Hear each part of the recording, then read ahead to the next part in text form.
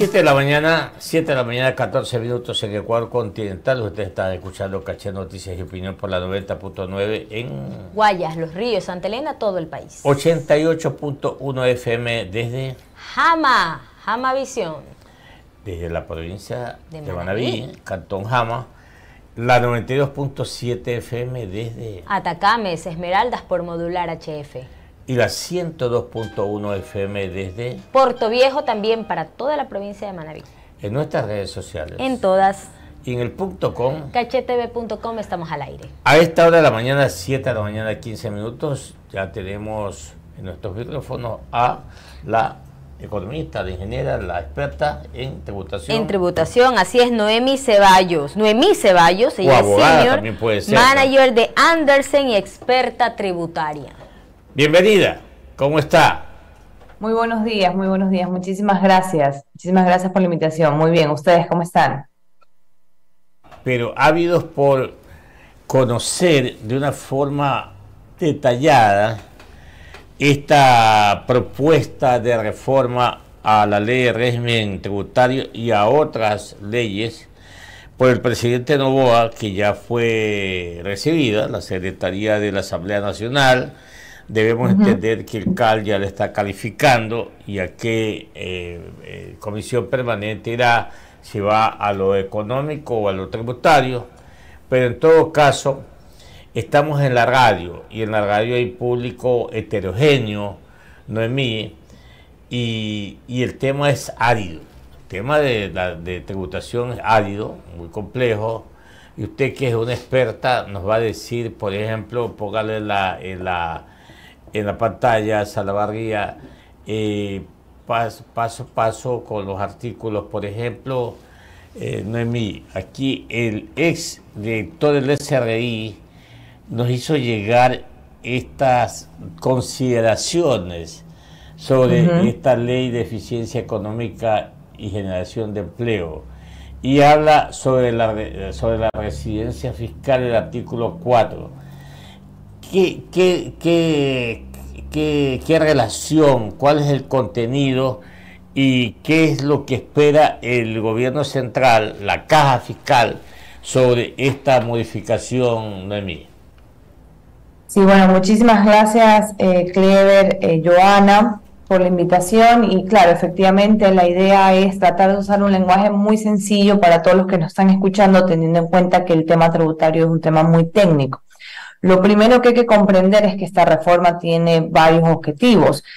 Sabemos la situación o conocemos la situación actual del país, con lo cual lo que se busca es que esta reforma de una u otra manera ayude a la recaudación de la caja fiscal, como lo mencionaba Clever, el poder mejorar la recaudación tributaria para el año 2024. Teniendo en cuenta eso, lo primero que hay que conocer es que tenemos tiempos muy apretados en la Asamblea. ¿Por qué? Porque una reforma tributaria, de acuerdo a cómo está puesto en nuestra Constitución, solo la promulga el presidente, es decir, la promueve el presidente y tiene que ir a la Asamblea tiene que revisarla, pronunciarla y pronunciarse al respecto. Puede hacer cambios, puede vetar, puede hacer un veto parcial, puede hacer un veto total. ¿Qué significa eso? Objetar, básicamente. Objetar, no estar de acuerdo con ciertas disposiciones que van a estar contenidas dentro de esa propuesta que envía el presidente. Ahora, dicho eso, como la ley fue enviada con el carácter económico urgente, significa que la Asamblea tiene 30 días para pronunciarse. Lo que se espera es que esta ley esté aprobada por la Asamblea antes del 31 de diciembre para que pueda ser efectiva, es decir, entre ya en vigencia y aplicación a partir del 1 de enero para que así pueda ayudar a la recaudación todo el año 2024. Contestando su pregunta respecto de la residencia fiscal, lo que hay que tener en cuenta es que la residencia fiscal es un concepto que se utiliza no solo en Ecuador, sino a nivel mundial, para poder definir dónde las personas naturales, es decir, las personas de carne y hueso como todos nosotros, y las sociedades, que son estas entidades jurídicas que se utilizan para poder hacer una actividad económica, para poder comprar y vender bienes, en dónde van a pagar sus impuestos. Para eso sirve dónde se determina la residencia fiscal. Ecuador aplica el concepto de gravar la renta mundial. ¿Qué quiere decir eso? Quiere decir que si yo recibo ingresos en el Ecuador, si recibo ingresos en el exterior, yo pago impuestos aquí en el Ecuador. Lo que está haciendo esta reforma es un tema muy interesante, está creando una residencia fiscal temporal para personas que a partir de los 120 días de permanencia acá en el Ecuador y siempre que ejecuten inversiones de al menos de $150.000, van a tener una residencia por 5 años de forma temporal acá en el Ecuador.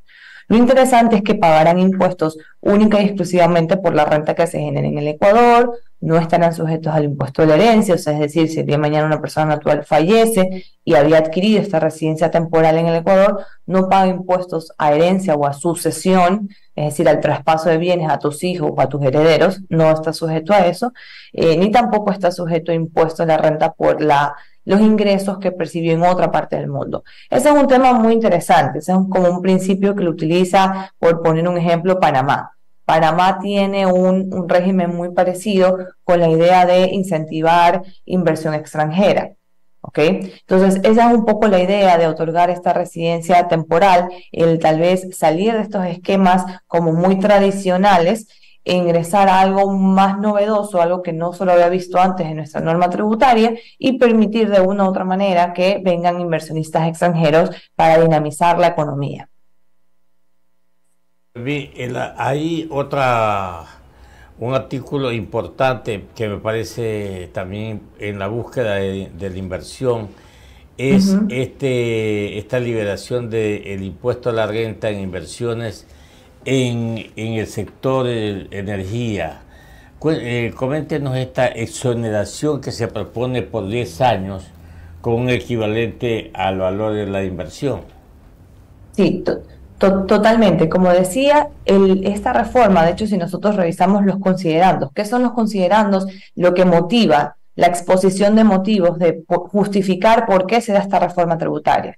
Y dentro de la justificación de motivos, pues, digamos que hay 3 ejes fundamentales, espero no se me escape ninguno, pero uno es controlar la evasión fiscal, por eso casualmente se están poniendo normas en cuanto a residencia fiscal. También hay una sanción por ocultamiento patrimonial que lo podemos conversar un poco más a detalle más adelante. Y el otro eje fundamental es dinamizar la economía, incentivando inversión extranjera, por eso se han creado ciertas exoneraciones. De hecho, si no los he contado mal, son 2 exoneraciones nada más las que está otorgando esta reforma tributaria. Y el tercer eje es generar empleo, justamente o relacionado a las nuevas inversiones, de tal manera que esa nueva inversión no solamente produzca un rédito o un rendimiento al inversionista, ¿verdad?, a la ganancia que va a generar por los ingresos, sino que también esa ganancia esté relacionada con generar más empleos dentro de la economía. Dicho eso, esta propuesta de ley entrega, o más bien propone, 2 nuevas exoneraciones. ¿Qué significan exoneraciones? Significa que el día de mañana hay contribuyentes, ya sean sociedades o personas naturales, en este caso las exoneraciones están entregadas a sociedades, generen ingresos y esos ingresos no paguen tributos por un tiempo. Y lo que usted mencionaba, Clever, es una exoneración, es decir, la generación de ingresos por inversiones que se realicen voy a leerlo de forma textual, dice aquí, en la transición y seguridad energética, que serán la generación de energías renovables no convencionales e industrialización de gases naturales y asociados en el Ecuador. O sea, es decir, las sociedades que efectúen inversiones en este sector de la economía, los ingresos que perciban no van a pagar impuesto a la renta por 5 años. Y por los siguientes periodos, por los siguientes 10 años, van a tener una rebaja del impuesto a la renta al 15%. O sea, es decir, la idea es motivar a que existan sociedades que efectúen inversiones en este sector, que entiendo en este momento es estratégico para el Ecuador. Se necesita mucha inversión en tipos de otras energías que no sean las convencionales, ¿sí? Entiendo yo que va a la mano justamente con todo el tema de apagones que estamos teniendo. Entonces, motivar a que las sociedades efectúen este tipo de inversiones, con lo cual reciben a cambio el pago de 0% de impuesto a la renta por los primeros 5 años. De ahí también hay otra exención, hablando de las exenciones que están dadas a las zonas francas. esta reforma de ley apuesta mucho a dos cosas, a dos nuevos como regímenes o modalidades de efectuar inversión. La primera son las zonas francas, que son, digamos, una locación dentro de una locación geográfica dentro del territorio ecuatoriano que permite como pagarse los impuestos, ya sea impuestos al comercio exterior, que estamos hablando de aranceles, que son todos los impuestos que se pagan al momento de importar o nacionalizar bienes o servicios, el IVA, que es el impuesto de valor agregado, que es el impuesto que se paga al momento que se comercializa bienes y servicios, y el otro impuesto que también se libera es el impuesto a la renta, que es ese impuesto que uno paga por generar nuevos ingresos. Apuesta esta nueva ley a crear este régimen de zonas francas y a crear también una modalidad de asociación público-privado, que es en donde existe un gestor privado, gestor público, el Estado no tiene la capacidad de hacer inversiones, con lo cual consigue a alguien de la parte privada que sí tiene la capacidad, la experiencia, el know-how de saber cómo hacerlo, y le apuesta a que sea una entidad privada que supla, digamos, la calidad del Estado para que preste ese servicio público que en principio le corresponde al Estado, pero que por no estar en la capacidad de hacerlo, se lo otorga bajo ciertas condiciones a un ente privado. De la mañana, 26 minutos en el Ecuador Continental. Estamos dialogando con la experta tributaria Noemí Ceballos aquí en Cacha Noticias y Opinión. El tiempo se nos fue, por Dios, qué desesperación que tengo. Johanita Ramos. Economistas, gracias Noemí por estar con nosotros y brevemente sí le quería consultar.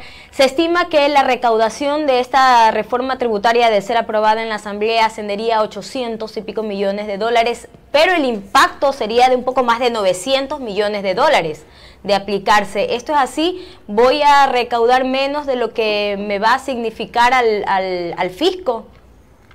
Mire, esta reforma está orientada, hay una parte que es muy importante y que creo que sí es necesario mencionarla. El impacto más importante desde mi punto de vista es una autorretención que se está implementando para las sociedades que tengan la categoría de grandes contribuyentes. Entonces yo le diría que la recaudación principalmente va por esa fuente, por ese cambio de una autorretención que será de hasta el 3% y que el porcentaje que se va a establecer esa retención la señalará el Servicio de Rentas Internas. Le están dando la potestad al SRI de que ellos, por resolución, el nuevo director general va a tener que fijar de aprobarse este artículo.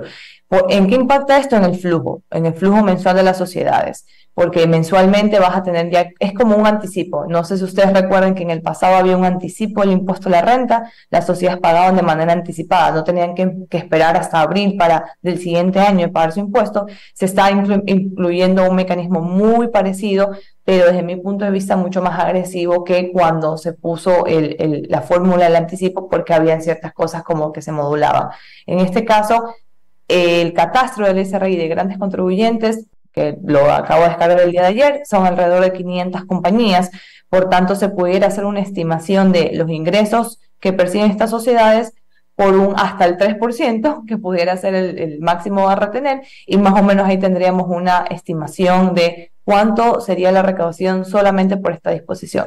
Las demás disposiciones son exoneraciones que otorga la ley, son deducciones, es decir, descuentos, con lo cual no creo que eso genere un mayor impacto en la recaudación fiscal. Diría que sería principalmente este artículo el que va a generar la recaudación tributaria para el próximo año, para el 2024. Yo quiero que se vaya porque esto es importante. Ayer se habló mucho que se le va a cobrar el 2% al patrimonio de los bancos y que sería mensualmente un aporte de más de 100 millones que se recaudaría solamente por ese concepto. Aclárenme esto, por favor.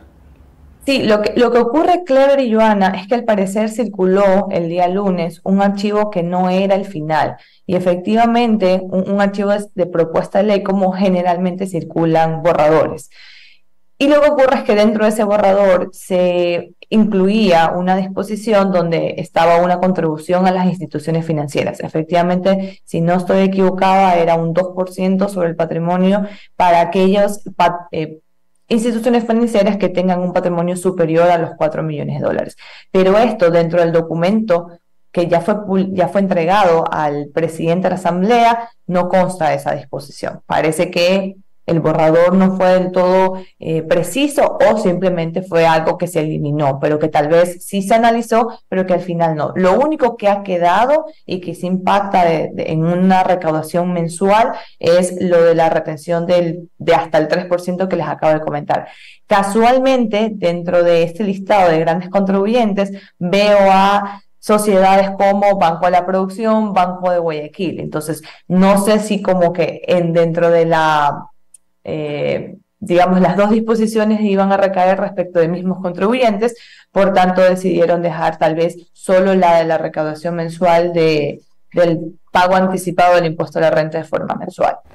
Muy bien, clarito. Muy claro, así es. Noemí, muchísimas gracias por tiempo. Queremos comprometerla a una siguiente entrevista porque este tema es tan complejo y qué mejor irlo desmenuzando para poderlo entenderlo mucho mejor. Noemí Ceballos, Senior Manager de Andersen y experta tributaria aquí en Caché Noticias y Opinión. Muchísimas gracias por habernos acompañado. Muchísimas gracias, Clever, Joana, un gusto.